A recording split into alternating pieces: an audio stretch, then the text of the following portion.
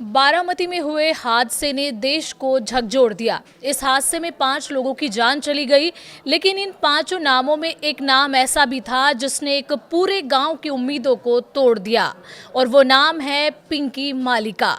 जौनपुर की रहने वाली पिंकी माली एक साधारण गांव से निकलकर आसमान की ऊंचाइयों तक पहुंची थी।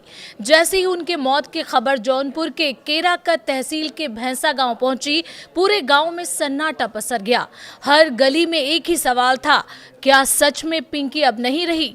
हालांकि पिंकी का परिवार लंबे समय से मुंबई में रहता था। उनकी पढ़ाई लिखाई भी मुंबई में ही हुई, लेकिन गांव से उनका रिश्ता कभी टूटा नहीं। गांव आज भी उन्हें हमारी बिटिया कहकर याद करता है। पिंकी ने एविएशन सेक्टर में अपना करियर बनाया।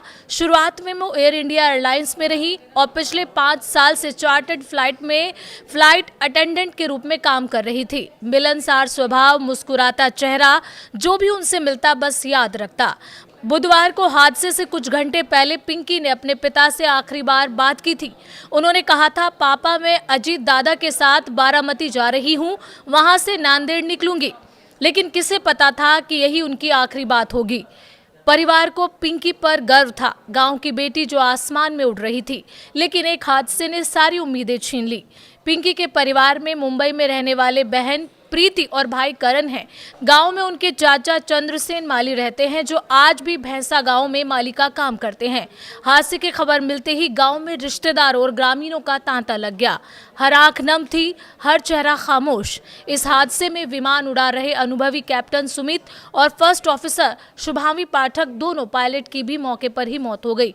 और इसी फ्लाइट में फ्लाइट अटेंडेंट थी पिंकी माली।